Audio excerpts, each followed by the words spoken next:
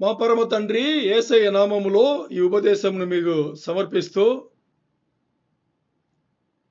అడ్డగింప ప్రయత్నం చేసే సాతాను చీకటి అంధకార శక్తులన్నిటినీ యేసయ్య నామంలో ఈ క్షణమే వెలకొట్టుచు మమ్మల్ని అందరినీ మరొకసారి మీకు సమర్పిస్తూ మహిమ ఘనత ప్రభావం అన్ని మీకు ఆరోగిస్తూ యేసయ్య నామంలో అతి పరిశుద్ధ నామంలో అడిగి వేడుకుని పొందినాము తండ్రి ఆమేన్. మత్తయి 1:21లో మనం చూస్తే నేనే చదువుతాను. మత్తయి 1వ అధ్యాయంలో 21 దాంట్లో 2వ భాగం మాత్రం నేను చదువుతున్నాను. తన ప్రజలను వారి పాపముల నుండి ఆయన రక్షించును. ఆమేన్. ఏమనింది? తన ప్రజలను వారి పాపముల నుండి ఆయన రక్షించును. తన ఎవరు? యేసయ్య. ప్రజలను ఎవరు? మనం. వారి ఎవరు? మన. పాపం నుండి మన చేసిన పాపములు, అతిక్రమములు, అక్రమములు అన్నిటి నుంచి ఆయనే యేసయ్యనే రక్షించును. అంటే మనకు రక్షణ ఇస్తారు. దీని సన్నివేశం చూస్తే మీకు బాగా తెలుసు. మత్తయి 1వ అధ్యాయంలో మొదటి నుంచి చూస్తే యేసయ్య పుట్టిన ఆ వంశావళి అవన్నీ చెప్పబడి ఉంటాయి. జీనియాలజీ అంటాం కదా, అవన్నీ చెప్పుకుంటూ అలా వచ్చిన తర్వాత గబ్రియేలు అనే దేవదూత, దేవుడి దగ్గర నుంచి పంపబడిన దేవదూత గబ్రియేలు ఇది యోసేపుతో ఇలా దేవదూత మాట్లాడతాడు. ఎలాగా? ఈ మాట గబ్రియేలు అనే దేవదూత ఎవరితో? యోసేపుతో ఎందుకు ఇలా చెప్పవలసిన అవసరం వచ్చింది అంటే, మరియా గర్భం ధరించింది అని చెప్పేసి, మరియా గర్భం ధరించింది అంటే మరియా గర్భమైంది, మరి ఇంకా యోసేపుతో పెళ్లి కాలేదు. అందుకని యోసేపుకు ఈ విషయం తెలిసి సైలెంట్గా, యోసేపు నీతిమంతుడు కాబట్టి సైలెంట్గా యోసేపు ఏం చేయాలని అనుకున్నాడు? మరియని తీసుకెళ్లి సమాధానం చేసి ఏదో ఒకటి దాన్ని స్టాప్ చేసి పెళ్లి చేసుకోకూడదు అనే మనస్తత్వంలో యోసేపు కలిగి ఉంటే, ఇప్పుడు మరియా గర్భం ధరించింది ఎవరి వల్ల? పరిశుద్ధాత్ముని వల్ల, పరిశుద్ధాత్మ దేవుని వల్ల. ఈ విషయం చెప్పి గబ్రియేలు అనే దేవదూత యోసేపు దగ్గర, యోసేపు నువ్వు కంగారు పడొద్దు, మరియ గర్భం ధరించింది పరిశుద్ధాత్మ దేవుని వల్ల, అందుకని నువ్వు తీసుకెళ్ళు, చాలా జాగ్రత్తగా మరియను శిశువును బాగా చూసుకో, శిశువు పుట్టిన తర్వాత శిశువుకు యేసు అని పేరు పెట్టు అని చెప్పేసి గబ్రియేలు చెప్పా. ఆ సమయంలో ఇలా చెప్తారు గబ్రియేలు ఏమని? తన ప్రజలను వారి పాపముల నుండి ఆయనే రక్షించును. ఎవరు? యేసయ్య. అర్థమైందా మీకు? సరే, ఇప్పుడు దీంట్లో ఉండే రహస్యం ఏంటి? దీంట్లో ఉండే మర్మం ఏంటి? దీనిలో ఏ మర్మం ఉంది? మన అందరికీ తెలుసు కదా, తెలీదా? యేసయ్య పుట్టింది, వచ్చింది, చేసింది మన కోసమే. మన పాపములను ఆయన పైన వేసుకుని మనను నిర్దోషులుగా ఆయన ఏం చేశారు? విడుదల చేపించారు, మనకి రక్షణ ఇచ్చారు. ఇవన్నీ తెలుసు కదా. అదే కదా ఇక్కడ ఉంది, అదే కదా ఉంది. దీంట్లో రహస్యం ఏముంది? దీంట్లో రహస్యం ఏముంది? ఒక్క మాట చెప్తా, అది మీకు గట్టిగా తగిలితే అంటే అర్థం చేసుకుంటే చాలా బాగుంటుంది. రక్షణ అనగానే మనం ఏమనుకుంటాం చెప్పండి? మనకి రక్షణ ఉంది అనగానే మనం ఏమనుకుంటాం? ఇదే ప్రశ్న దీని ముందు ఒక ఉపదేశంలో కూడా నేను వేసాను. మీరు ఏదో చెప్పుకుంటూ వచ్చారు. అలాగే ఈరోజు కూడా ఏదో చెప్పండి.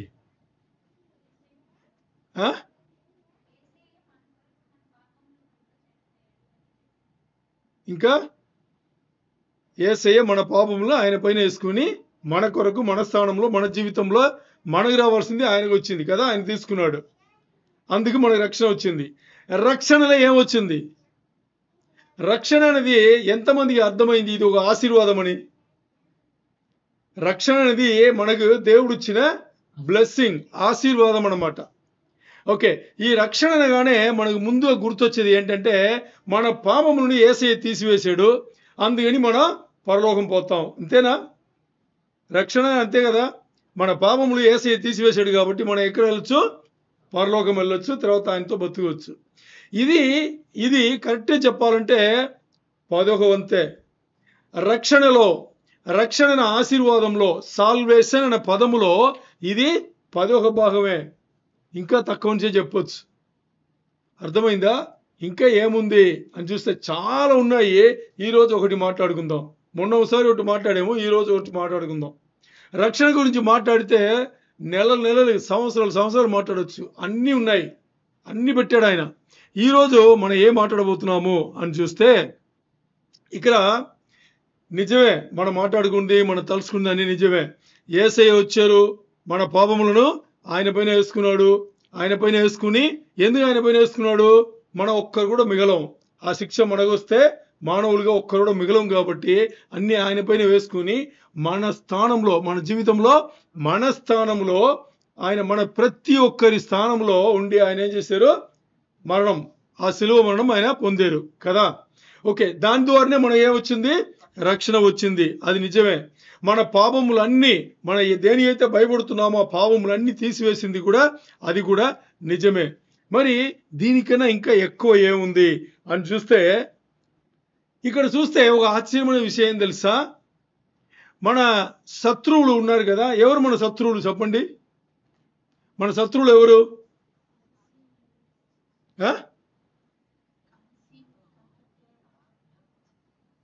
మన శత్రువులు అంటే ఎవరు?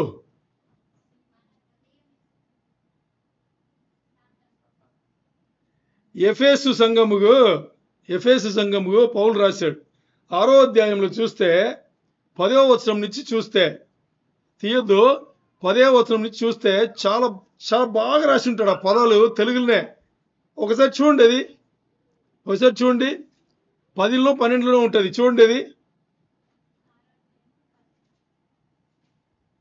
6, 10 చదవండి. 10 నుంచి చదవండి. Okay, okay, okay, okay. ఇక్కడి నుంచి గమనించండి. ఉండండి. ఇక్కడి నుంచి మనము పోరాడునది శరీరాలతో కాదు. అంటే మన పక్కనింటి వాడు, పొరుగుంటి వాడు, ఎదురింటి వాడు, పై ఇంటి వాడు, కిందంటి వాడితో కాదు. అర్థమైందా? అంటే శరీరాలతో కాదంటే మనుషులతో కాదు. ఎవరికైతే శరీరం ఉందో వాళ్ళతో కాదు. ప్రధానులతోనూ, అధికారులతోనూ, ప్రస్తుత అంధకార సంబంధులకు, లోకనాథులతోనూ, ఆకాశ మండలమందున్న చీకటి సమూహముతోనూ, సాతాను సమూహముతోనూ వీళ్ళతో పోరాడుతున్నాం. అర్థమైందా? ఓకే, ఇప్పుడు వీళ్ళతో పోరాడుతున్నాం కదా. కొంచెం ఇక్కడే ఈ రహస్యం వచ్చేసి అలా మెల్లి వస్తుంది మీకు. వినండి, ఇక్కడ వీళ్ళతో పోరాడుతున్నాం కదా. బాగా ఆలోచన చేస్తే వీళ్ళందరూ ఆల్రెడీ ఓడిపోయిన వాళ్ళు, తెలుసా మీకు? వీళ్ళందరూ మనం ఎవరితో పోరాడుతున్నామో వీళ్ళందరినీ యేసయ్య సిలువలో ఓడించాడు. యేసయ్య ముందే సిలువలో ఓడించాడు. అయినా మనం బైబిల్ పోరాడుతున్నాం. మనం ఎవరితో పోరాడుతున్నాం? యేసయ్య సిలువలో ఎవరిని ఓడించారో వాళ్ళతోనే పోరాడుతున్నాం. అర్థమైందా? అంటే మన పోరాటం ఎలాంటిది? సింపుల్గా చెప్పాలంటే, మనం ఎవరితో పోరాడుతున్నామో వాళ్ళతో పోరాడితే మనకి గెలుపు ఖాయం. అంతేనా? ఎందుకు? వాళ్ళు ఆల్రెడీ ఓడిపోయిన వాళ్ళు, మనను ఎదిరించలేరు. ఎందుకు ఎదిరించలేరు? ఎందుకంటే యేసయ్యను మనం తీసుకున్నాం. యేసయ్య మనను కొనేశాడు. యేసయ్య మనను కొనేశాడు కాబట్టి వాళ్ళు మనను ఏమి చేయలేరు. వాళ్ళు ఎంత పవర్ఫుల్ అయి ఉండొచ్చు, మరి యేసయ్య మనను కొనేశాడు కాబట్టి మన ఎవరి సొత్తు? ఇప్పుడు యేసయ్య సొత్తు, దేవుని సొత్తు, యేసయ్య సొత్తు. కాబట్టి ఏం చేయగలరు వాళ్ళు? ఈరోజు మీరు ధైర్యంగా యేసయ్యే నా దేవుడు అని ఒప్పుకునే తర్వాత సాధారణంగా బతుకుతున్నారా లేదా? మామూలు బతుకుతున్నారా లేదా? చూడండి, లోకం ఉండే వాళ్ళకి మనకి తేడా ఏంటి? లోకం ఉండే వాళ్ళు సాతానులో మునిగిపోయి ఉన్నారు. సాతాను ఏదైతే ఈ లోకంను సృష్టి చేశాడో, ఈ లోకంలో అన్ని ఆకర్షణలు పెట్టాడో దాంట్లో మునిగిపోయి ఉన్నారు. వాళ్ళేం చేయడాడు. మరి మనను అవకాశం దొరికితే వాక్యం చెప్తుంది, గర్జించు సింహం వలె ఎవరిని మృంగుదమా అని తిరుగుతున్నాడు. అవకాశం దొరికితే. మరి మనం తప్పించుకుంటూ వెళ్తున్నామంటే ఎవరి వల్ల? మన తెలివితేటల వల్ల కాదు కదా. ఎందుకంటే యేసయ్య మనను కొనేసాడు కాబట్టి. అంటే దానికి అర్థం ఏంటంటే, ఇంతమంది శత్రువులు ఉన్నా కానీ వాళ్ళ నుంచి కాపాడింది ఏది? ఏంటి? సాల్వేషన్, రక్షణ. మీకు అర్థమైందా?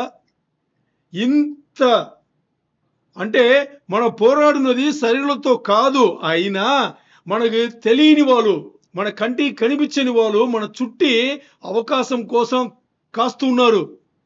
మీరు ఏదన్నా ఒక్క మెట్టు కింద ఒకలాగా జారి పడితే మిమ్మల్ని ఇంకా అంతే అణక తొక్కి లేవనివ్వకుండా చేస్తాడు. దానికి చెప్తున్నాను కదా, ఎవరైతే యేసయ్య బిడ్డలు ఉన్నారో, ఎవరైతే యేసయ్యను నా దేవుడి నుంచి ఒప్పుకున్నారో వాళ్ళ వెనకాల వేల వేల దెయ్యాలు ఉంటుంది. 1, 2 కాదు. మిమ్మల్ని నేను భయపట్ల. మరి ఆ దెయ్యాలన్నీ ఓడిపోయిన దెయ్యాలు. ఇప్పుడు మీరు ఆ దెయ్యాలకు ఒక్క చోటు ఇస్తే వదలరు మిమ్మల్ని. చోటు ఇవ్వకూడదు. చోటు ఇవ్వకూడదు, అస్సలు ఇవ్వకూడదు. ఎందుకు? యేసయ్య కంచె వేసాడు. ఏమేశాడు మన చుట్టి? నిప్పు పెట్టి కంచె. ఆయన పంపించిన నిప్పు చుట్టి ఉంది, మన చుట్టి అందరి చుట్టూ ఉంది. అర్థమైందా? అప్పుడు ఎప్పుడు వాడు గెలుస్తాడంటే మనం వాడిని గెలిపిస్తేనే. ఎలా గెలిపిస్తాము? లోకంలో అన్ని విషయాలను తీసుకొచ్చి మన ఇంట్లో పెట్టుకుని, మన హృదయంలో పెట్టుకుని, మన మనసులో పెట్టుకుని, మన అన్ని లోక సంబంధమైన జీవితాలు జీవిస్తుంటే అప్పుడు వాడికి చోటిస్తాం, వాడు వదలడు. అర్థమైందా మీకు? సో సాల్వేషన్ల రక్షణలో ఈరోజు ఇంతమంది శత్రువులు ఉన్నా కానీ, మన కంటికి కనిపించని శత్రువులు ఉన్నా కానీ, అంతమంది దగ్గర నుంచి కాపాడేది ఎవరు? అందరి దగ్గర నుంచి కాపాడేది ఎవరు? యేసయ్య మనకిచ్చిన సిలువలో, యేసయ్య మనకిచ్చిన రక్షణ. సిలువే నాకు శరణం. పాడేమా ఇప్పుడు? సిలువే. అన్ని సిలువలు పెట్టాడు ఆయన. యేసయ్య మనకి ఏమేమి కావాలో ఈ లోకంలో, రాబోయే లోకంలో అన్నీ ఎక్కడ పెట్టాడు? ఆయన సిలువలోనే పెట్టాడు. అయితే ఇప్పుడు మనం ఒక విషయం మాట్లాడుకుంటే క్రైస్తవుడిగా బాగా అర్థం చేసుకోండి, కొంచెం సున్నితంగా వెళ్తుంది. క్రైస్తవుడిగా ఒక బిడ్డ, ఒక విశ్వాసి ఉన్నాడు అంటే వాడిలో పాపం ఉండకూడదు. ఏముండకూడదు? పాపం ఉండకూడదు. క్రైస్తవ బిడ్డ అంటే వాడిలో పాపం ఉండకూడదు. మరి పాపం లేకుండా ఉన్నామా? మీరు, నేను, మన అందరూ పాపంతోనే ఉన్నాం. పాపం మన నుంచి పోదు. మరి పాపం మన నుంచి పోలేదంటే మన ఆత్మకు రక్షణ లేదు. ఇప్పుడు మనకు యేసయ్య ఇచ్చింది శరీర రక్షణ. దీని ముందు ఉపదేశంలో విన్నారా? గుర్తుందా మీకు? ఇప్పుడు యేసయ్య మనకి ఇచ్చిన రక్షణ శరీరముకు. ఆత్మ రక్షణ కావాలంటే ఏం చేయాలి? యేసయ్య పోలికలో ఇక్కడ ఉండే జీవితంలోనే మన జీవితమును మార్చుకోవాలి. అప్పుడు మన ప్రాణాత్మ అంటే మన బతికుంటే రెండు విధంగా మనం యేసయ్యని చేరుకుంటాం. ఎప్పుడు? యేసయ్య సంఘం ఎత్తపడానికి, సంఘంని తీసుకెళ్ళడానికి మధ్యాకాశం వచ్చేటప్పుడు 2 విధములుగా ఆయనను చేరుకుంటాం.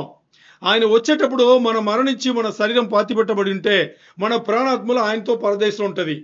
ఇది ఒక సంఘటన. రెండో సంఘటన, ఆయన వచ్చేప్పుడు మనం బతికే ఉన్నాం అనుకోండి, మన శరీరం బతికే ఉంటుంది, మన ప్రాణాత్మలు కూడా మన దగ్గరనే ఉంటుంది.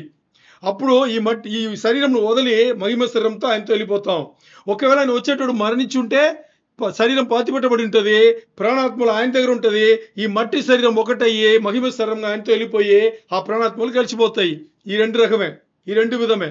అర్థమైందా మీకు? ఇప్పుడు బాగా అర్థం చేసుకోండి.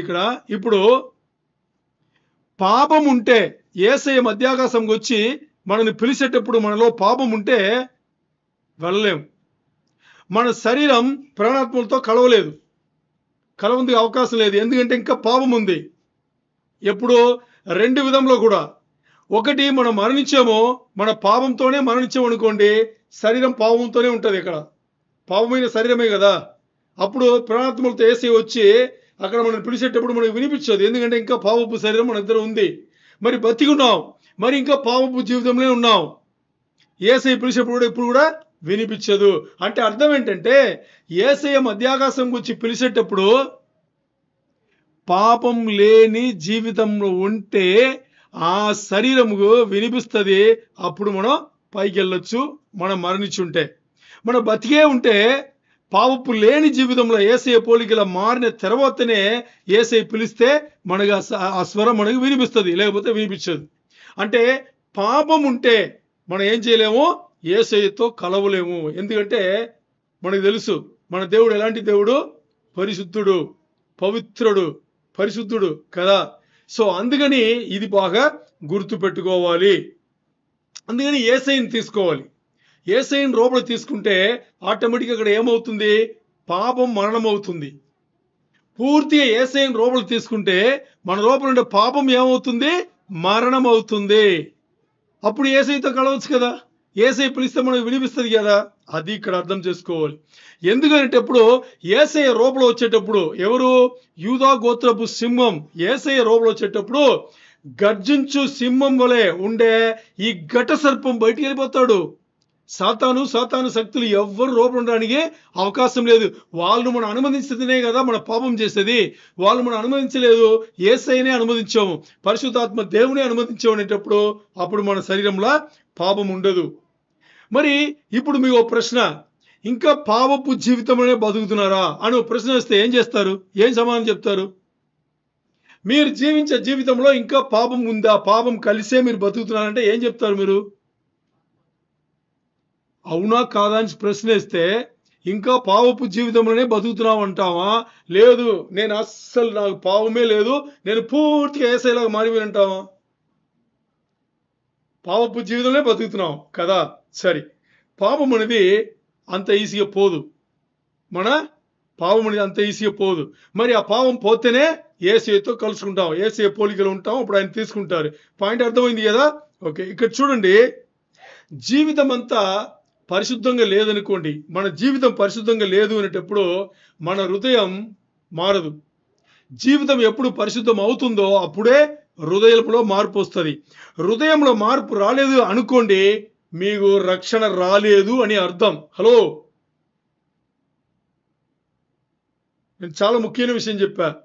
జీవితంలో మీరు పరిశుద్ధంగా లేదు, పరిశుద్ధమైన జీవితం జీవించలేదు అంటే ఏంటి? యేసయ్య జీవించిన జీవితం పరిశుద్ధమైన జీవితం. అర్థమైందా? అలాంటి జీవితం మన జీవితం జీవించలేదు అంటే మన హృదయంలో ఏ మార్పు రాదు. ఒకవేళ హృదయంలో ఏ మార్పు రాలేదు అంటే మనకి ఇంకా రక్షణ మనకు కలగలేదు, మనకి రక్షణ రాలేదు అని అర్థం. మరి యేసయ్య శిలువ మరణం పొంది ఆయన నీతిని మనకిచ్చి మనను పరిశుద్ధులుగా చేశాడు.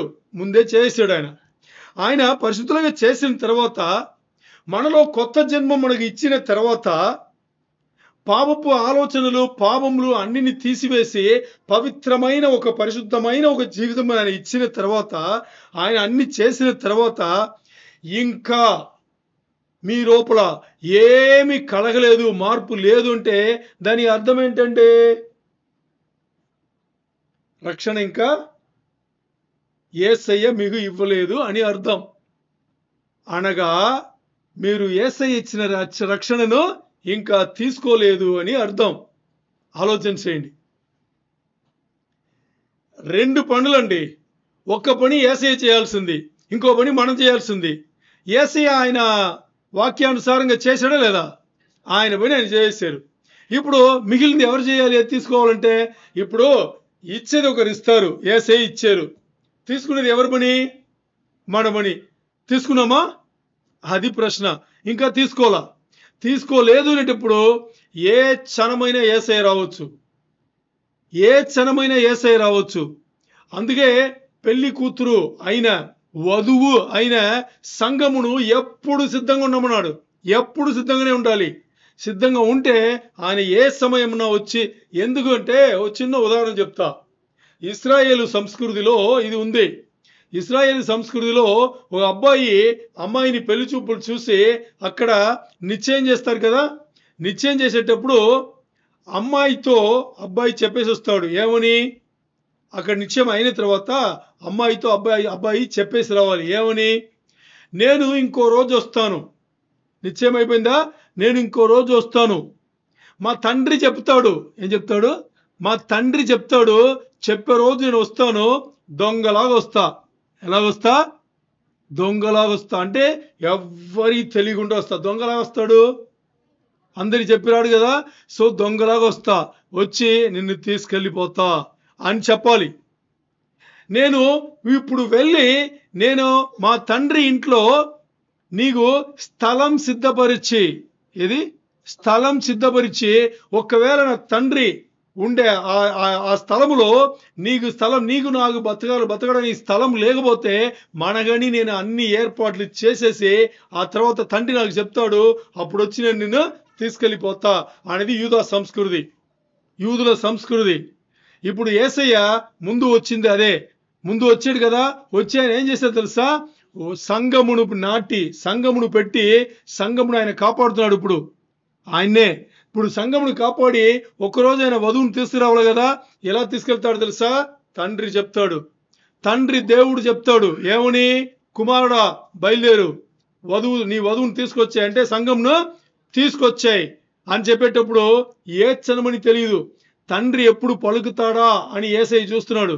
యేసయ్య తండ్రి ఒక్క మాట కుమారుడా బయలుదేరంటే వచ్చేస్తాడు. అంతే, వచ్చి తీసుకెళ్తాడు. అది ఇప్పుడు అవ్వచ్చు, తర్వాత రేపు అవ్వచ్చు, ఎల్లుండి అవ్వచ్చు, ఎప్పుడూ అవ్వచ్చు. మరి అప్పుడు యేసయ్య మధ్యాకాశం వచ్చి పిలిచేటప్పుడు అక్కడ మనకు స్వరం వినిపించలేదనుకోండి, పాపం ఇంకా మన శరీరంలో ఉంది అనుకుందాం, ఏమవుతాము? విడవబడిన గుంపులో ఉంటే ఇంకా ఏమేమి ఉంది? 7 ఏళ్ల శ్రమల కాలంలో ఏమేమి చూడాలి? ముందుగా ముద్రల తీర్పు, 7 ముద్రలో. తర్వాత ఏం తీర్పు? బోర్ల తీర్పు, 7 బోర్ల తీర్పు. దాని తర్వాత 7 పాత్రల తీర్పు, 21 తీర్పులు ఉన్నాయి. ఇవన్నిటికీ ముందు రెండే ఒకలాగా రణగలమైపోతాయి. మూడవది దేవుని ఉగ్రత. అర్థమైందా? మూడవది దేవుని ఉగ్రత. 7 ఏళ్ల శ్రమల కాలంలో రెండో 3.5 సంవత్సరములు ఎవడు తట్టుకోలేడు. మొదటి 3.5 సంవత్సరంలో విశ్వాస బిడ్డలు ఎవరు తట్టుకోలేరు, విడబడిన గుంపులు ఉండేవాళ్ళు. అందుకని పాపం లేని జీవితమును జీవించాలి. మరి యేసయ్య అయితే రక్షణలో దాన్ని పెట్టాడు, మనం తీసుకున్నామా? ఇంకా పావు పువ్వులే పడిపోయి ఉన్నామా అనేది. మరి ఇక్కడ నేను ఒక రహస్యం అన్నాను కదా, అర్థం చేసుకుంటాం. ఇక్కడ మీకు అర్థమైతే ఇది కూడా సాల్వేషన్ అంటే రక్షణలో పెట్టాడు ఆయన. ఏం పెట్టాడంటే, మనం ఎఫెసు పత్రిక రాసింది అన్ని చూసాం కదా. వీళ్ళందరినీ యేసయ్య ఓడించాడు అని చెప్పాం కదా. సరే, ఇప్పుడు నేను ఈ పాపములే చేశాను, మిగతా పాపములు నేను చేయలేదు అని అయినా చెప్పగలరా? ఇంతవరకు చేసిన పాపములు మనకు గుర్తున్నందుకు అవకాశం ఉంది. 1, 2 కదా, అన్ని గుర్తుండకపోవచ్చు. మరి 1, 2 మరి ఇంక ముందు చేయబోయే పాపములు మనకు గుర్తొస్తుందా? మనకు తెలుసా?